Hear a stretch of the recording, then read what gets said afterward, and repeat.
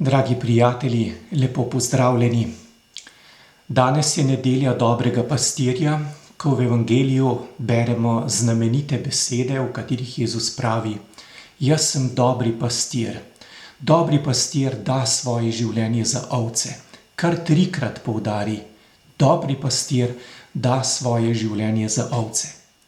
Na današnji dan se katoličani vsako leto spominjamo predvsem novih duhovnih poklicev, zlasti duhovnikov, za katere prosimo, ker jih v zadnjem času zelo primanjkuje in jih bo še primanjkovalo. Pri tem prosimo, da bi duhovniki bili pastirji po Jezusovem srcu.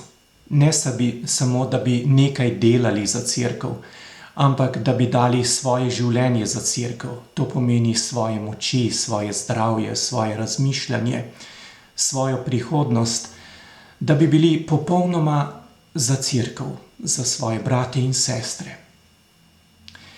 Pri tem pa prosimo tudi za očete in matere.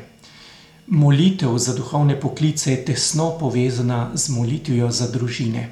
Kajti tisti, ki smo se odločili za duhovni poklic, lahko v največji meri pripisujemo to odločitev ravno čudovitemu zgledu očetov in mater, ki so za svojo družino ne samo nekaj delali, ampak svojo družino neizmerno ljubili in zanjo dali svoje življenje.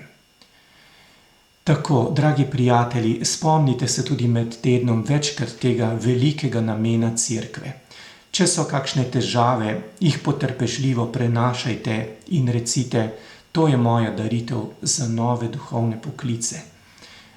Večkrat se v kaki molitvi spomnite in prosite Gospoda: Gospod, ne pusti, da bi naša župnija in naša cerkev ostala brez dobrih duhovnih poklicev.